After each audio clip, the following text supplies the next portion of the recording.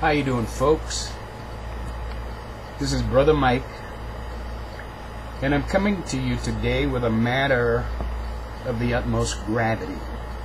It's a recent event, very disturbing event. It regards a assault upon myself by someone that lives in the building that I live in with a deadly weapon.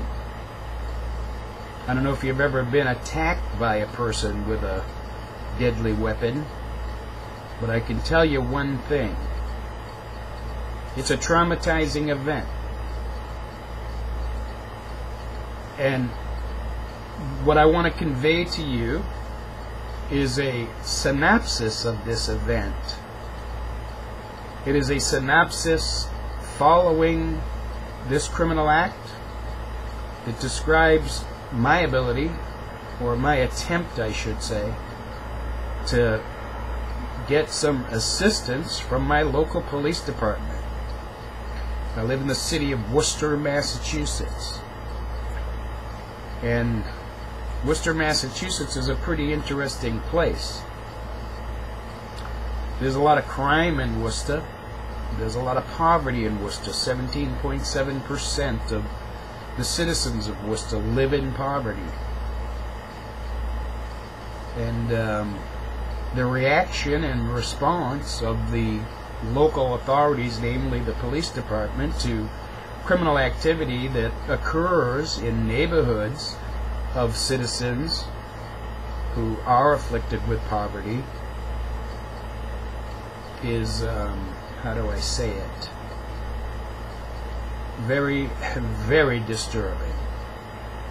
I'm not going to sit here and tell you my story because I've written a detailed letter that I intend to send to anyone in authority who can address the issues that are described in the letter and help not only myself obtain justice, but people who are similarly situated to me to obtain justice when they encounter events of this type. And I'm going to read to you now. And I've entitled the letter From the Desk of Michael Morris. And I read now. Gentle reader, this is a synopsis of events following a criminal act of assault with a deadly weapon. The victim. My name is Michael Morris. I am a 61-year-old African American and a citizen in good standing in this municipality. I have a college degree in paralegal studies, own my own business registered in the city of Worcester. I am a Christian and a believer in the sanctity of the laws designed to assure every citizen of their rights and duties as a constituent member of this republic. The perpetrator. The perpetrator, I'm going to have him remain nameless at this time, resides in the same building, at the same address, in a unit immediately proximate to my own. The setting. The setting is a neighborhood in Worcester, unfortunately plagued with criminal activity and known to be a virtual haven for criminals, drug users, prostitutes, and the home to families with children seeking to go about their lives in a lawful manner. Many of the residential units are congregate living situations in which rents are paid weekly, as the one in which I and the perpetrator dwell. The events. There are two separate and distinct events that occurred on the same day, in the same location outlined herein, which, though different, share the same issues which shall be addressed in detail. 1. A drug overdose. On July 3rd at approximately 9:45, I responded to my inability to gain access to a communal bathroom at the residence mentioned by kicking open the bathroom door. Someone could be heard moaning in the bathroom and was unresponsive to commands to open the door. Upon gaining access, I discovered a naked man in a heap on the bathroom floor with a belt tied around his arm and a hypodermic needle by his side. This event was witnessed by a number of my neighbors, who immediately attempted to aid the naked man, who was also a neighbor. I immediately reported the crime by calling 911. About 10 minutes later, 2 Worcester police officers and 2 paramedics responded to the call. They did not take any statements, nor did they have me identify myself as the complainant. Rather, they appeared to have attempted to make sure the overdose victim was not in immediate peril and simply left, leaving the victim to go about his business.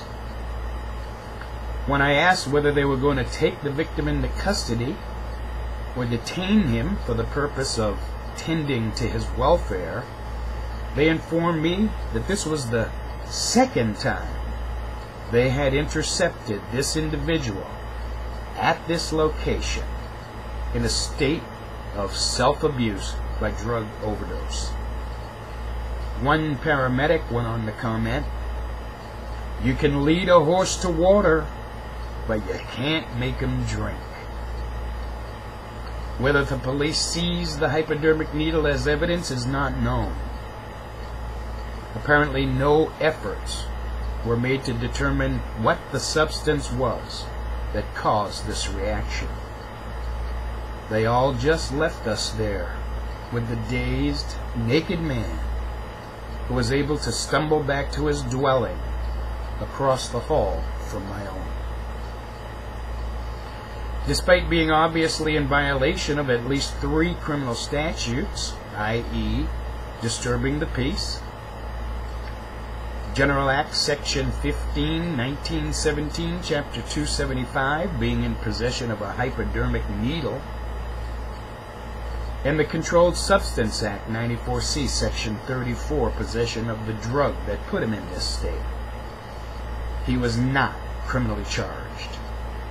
In my opinion, the responding public servants viewed this event as par for the course. In this particular section of Worcester, known to be crime-ridden, the perpetrator of these criminal acts is presently going about his business, as he did before, like nothing ever happened, to the chagrin and detriment of those who he resides near and whom he traumatized by his actions. Number 2. At approximately 1:45 a.m. the following day, I was asleep in my home when I was awakened by a loud knocking at my door.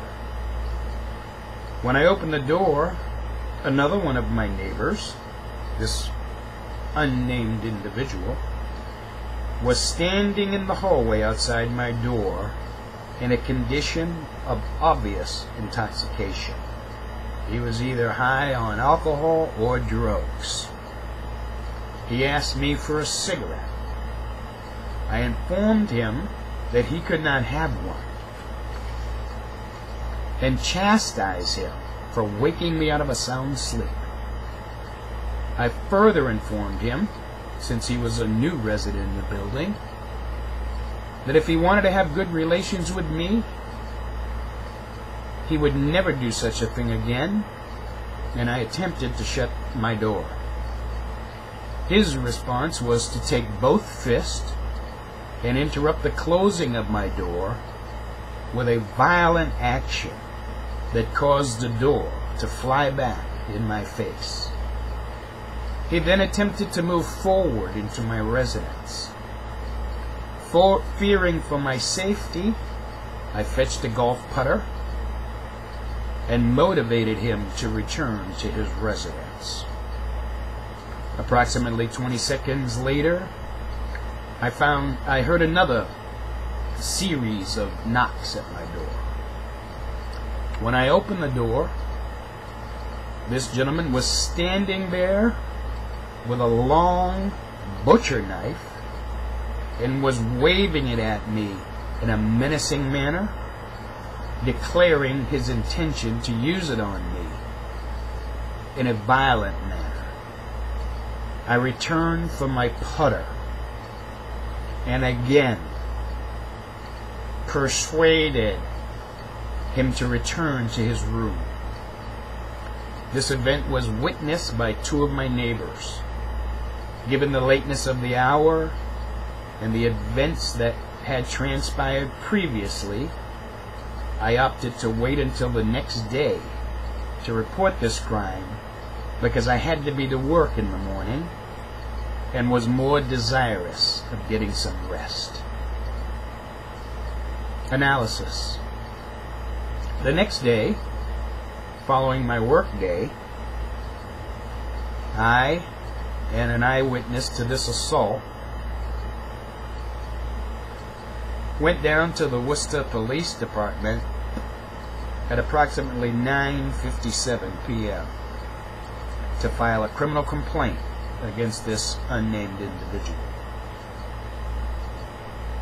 After explaining the event to the desk officer, I was informed by him that because I did not immediately call the police following the attack, I had fatally compromised my credibility, and that in spite and of appearing with an eyewitness, he would not accept the complaint. I persisted. He went on to comment, "What do you expect? Look at the neighborhood you live in." I informed him that despite the locality of my abode, I remain entitled to the protections afforded me by the 14th Amendment of the Constitution of the United States of America's Equal Protection Clause. I then was required to demand that my complaint be accepted. This officer then informed me that I and my witness would have to wait 45 minutes before action could be taken, despite the facts that there were no other matters pending, there were no other people in the police department lobby waiting to be served, and there were at least 4 police officers on the other side of the window. He offered me in the alternative to leave the police station, return to my home, and wait for him to dispatch an officer who, he said, would arrive in approximately 15 minutes. This was a false statement. I opted to return to my home, where I waited and waited and waited. No police officer arrived within 15 minutes, it had been previously stated. At about 10:27 p.m., I called the police station to ask when I could expect an officer to arrive. I was told to expect delays. No officer ever showed up.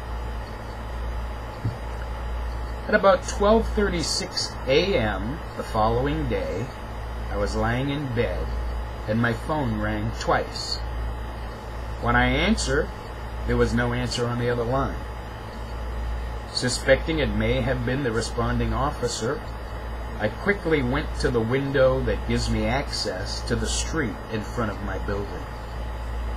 I saw no presence of a police unit anywhere. I called back the number 4 times and got no answer.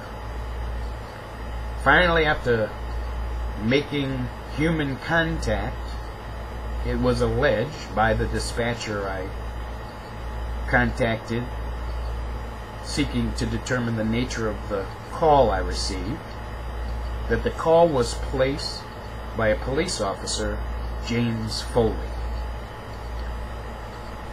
Later, after finally making human contact,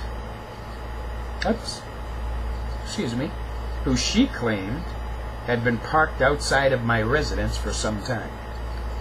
This was also a false statement. She went on to say that Officer Foley told her he had made multiple attempts to contact me without success and had left. This is also a false statement that can be validated by my telephone records.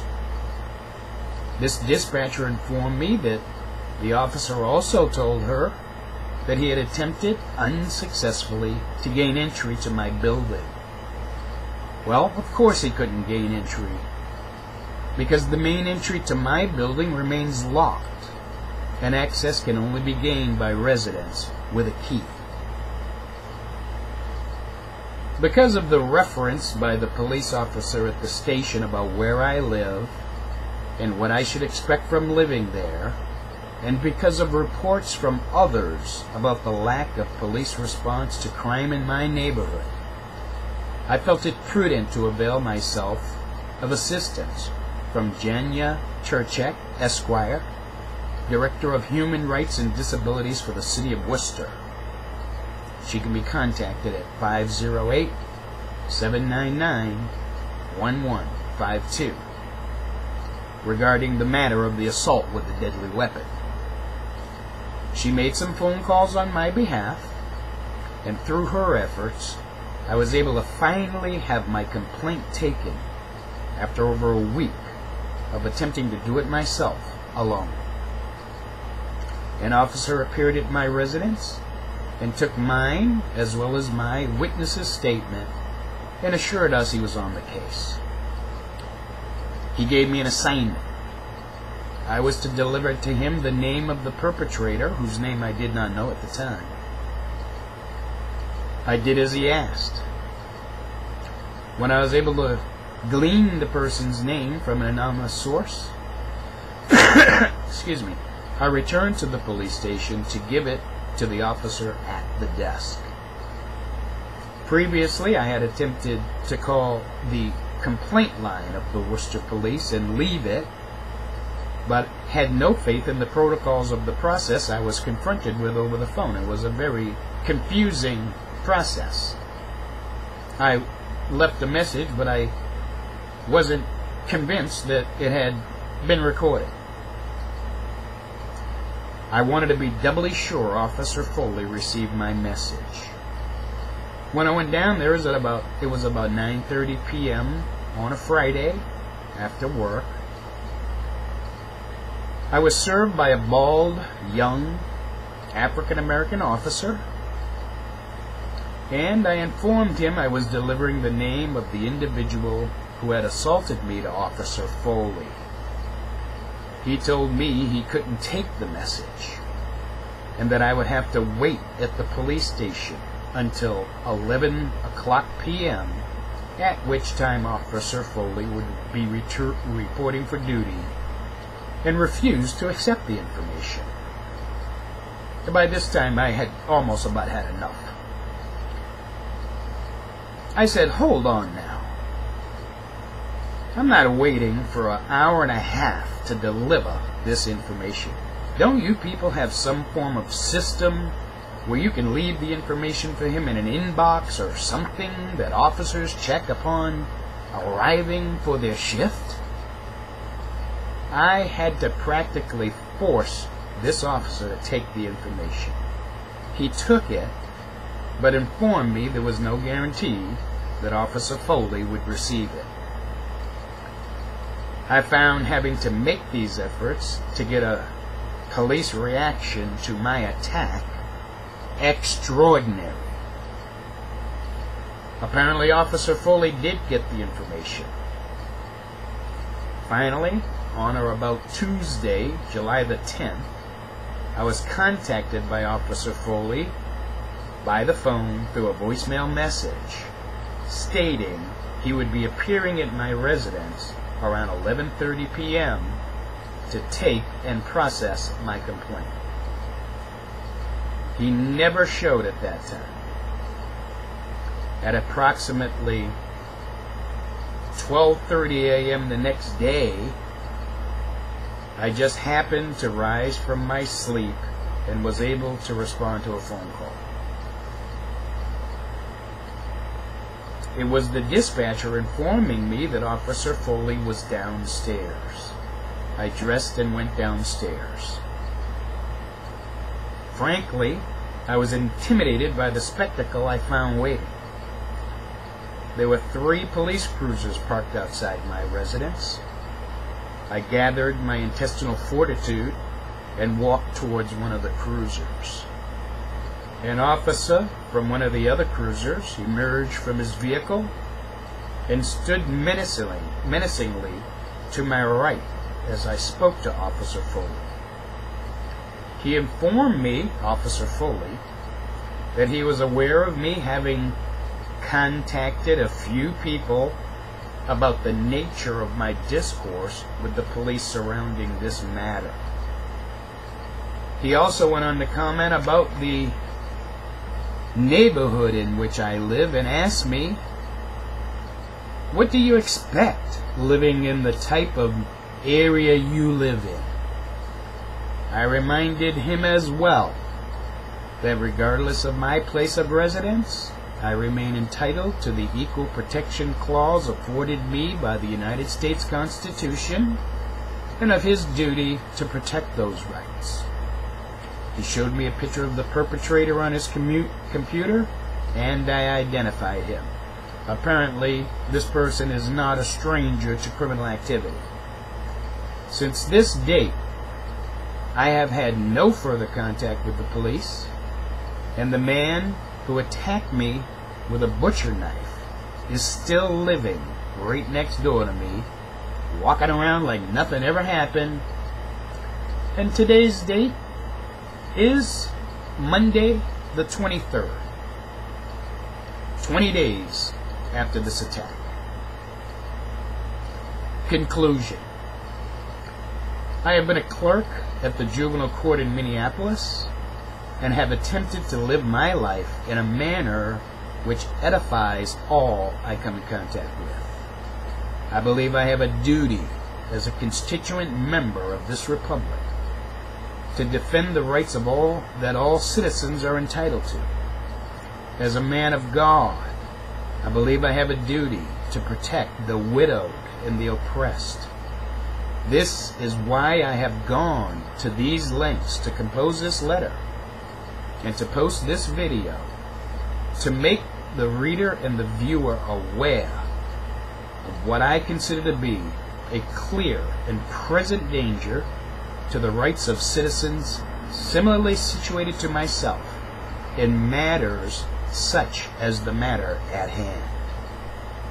I have come to believe that the Worcester Police Department has abdicated its duty to protect and serve every member of this community equally, despite where they live, who they are, how much money they make, and the color of their skin. What has become of those who do not possess the intellect and the will to stand against a police department that has apparently rendered an entire neighborhood a free fire zone where criminals can act in a wanton and reckless manner without fear of prosecution for their criminal behaviors? Has Worcester, Massachusetts been reduced to a society where only the rich are entitled to the protection of the United States Constitution and the poor are neglected? How pervasive is this ethos that is shared by the members of the police force that says they can ignore crime when the poor are the victim? Need I remind you of the heinous activity of the police in the matter of Na Trong, a 16-year-old Vietnamese child, following the death of her baby boy? Information about this horrendous piece of police work can be found at www.wbur.org/2011//12/Worcester-confession-the letter I. If you see this video, you're gonna be like me. You're gonna end up with tears in your eyes. This poor girl,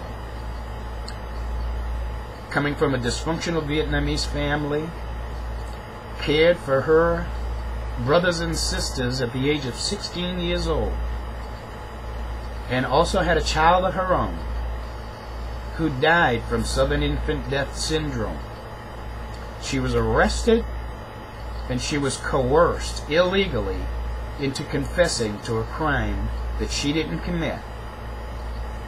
The police promised her, they said, outside of the door of the interrogation room, there are people who will take you to a safe place, who will take your brothers and sisters to a safe place, who will care for you, who will make sure that your family gets the help that they need if you only tell us the truth. And of course that truth became her confession to a murder of her own child that she did not commit. She was taken into police custody and she was held, causing her to miss the funeral of her own child. It's horrible, people, horrible. These are police officers. These are grown men. These are professionals.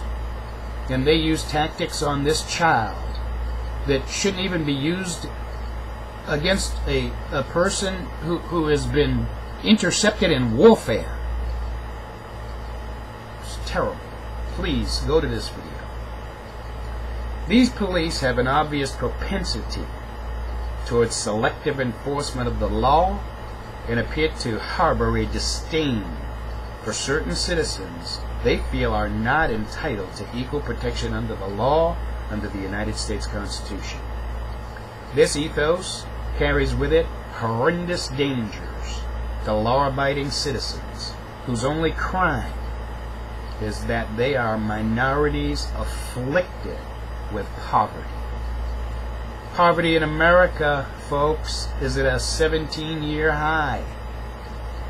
In the city of Worcester, 17.9% of the population live in poverty. When I called the Worcester complaint line at 508-799-8669, I was shocked to find that there is no means by which non-English speaking residents can obtain help in their native language. You know, most places you call, a lot of places, you know, press 1, you know, for English, press 2, you know, for Hispanic. 15.5% of Worcester's population is Hispanic. What are they to do? Find someone who speaks English to report their victimization to the police for them? What message does this absence of the ability to listen to their options in their native tongue convey? Something must be done. Someone from outside of this community has to step in and correct these injustices, because obviously no one within has. Citizens like me have to speak out without fear. A perpetrator with a propensity to violently attack people with deadly weapons is now going about his business in the city of Worcester with impunity because the police department has failed to act in a timely manner. Perhaps they are waiting for this matter to become stale. I am living next door to a man who came after me with a butcher knife because presently I don't have the $200 that it takes to get a restraining order, and the police apparently refused to come to my assistance by arresting this person.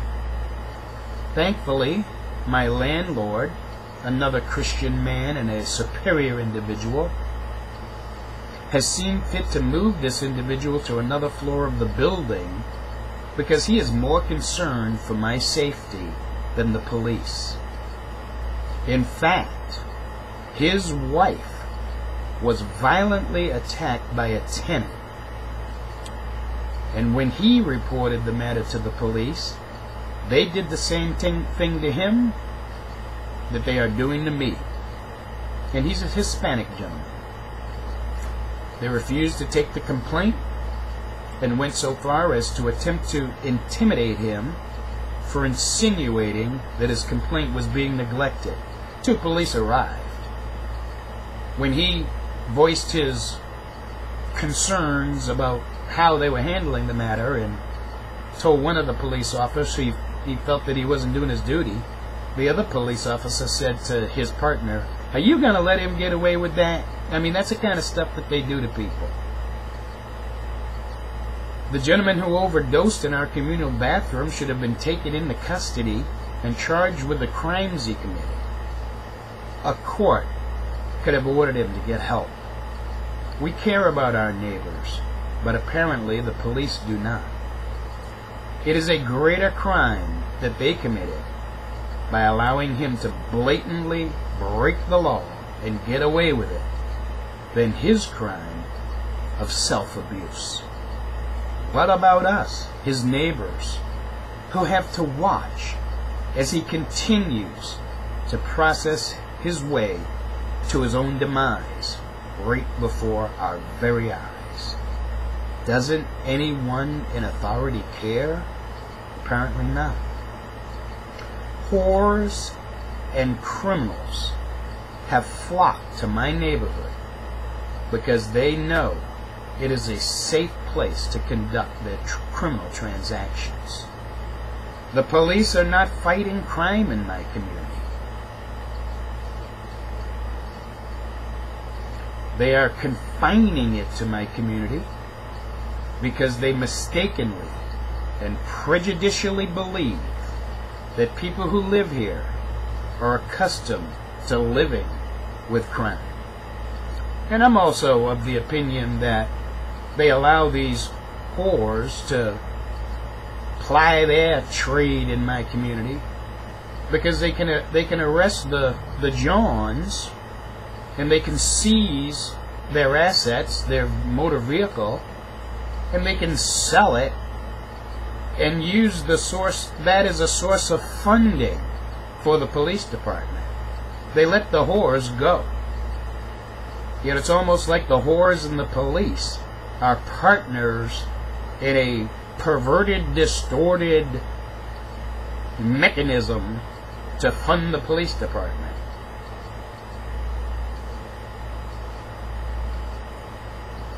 What would their reaction be if these activities were happening in a prosperous white community of Worcester? Is it not only an abdication of the oath they have taken to protect and serve?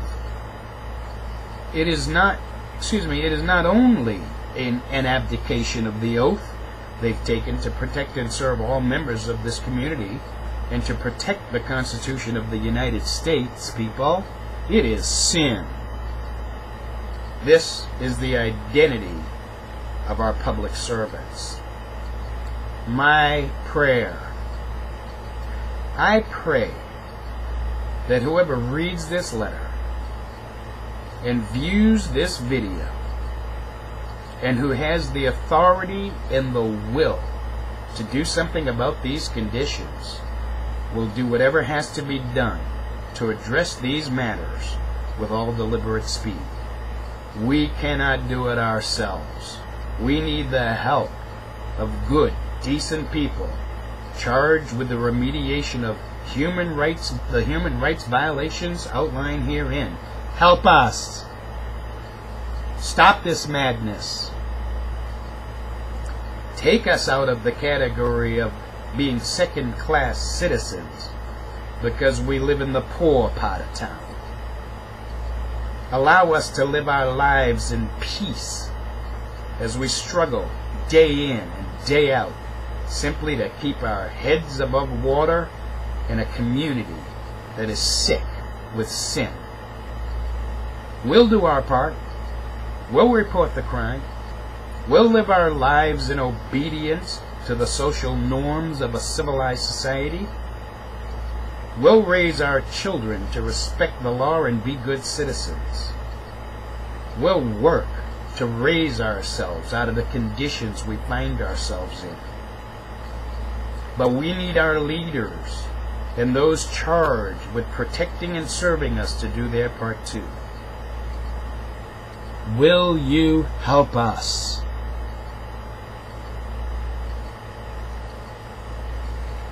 That's the conclusion of my letter.